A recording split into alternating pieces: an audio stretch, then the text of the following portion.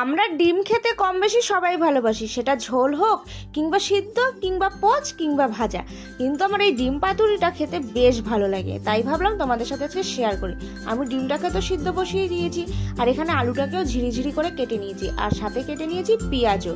তারপর কয়েকটা রসুন আমি ভালো করে পেস্ট বানিয়ে নিয়েছি। এবার ডিমগুলোকে খোলা ছাড়িয়ে আমি অর্ধেক করে কেটে নিয়েছি।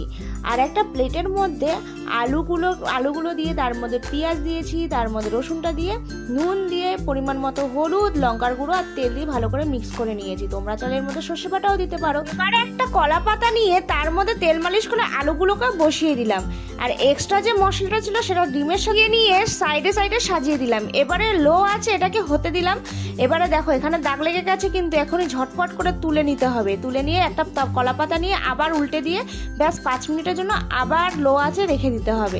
ব্যাস আমাদের ডিম পাতুরি রেডি। কেমন লাগলো অবশ্যই জানিও।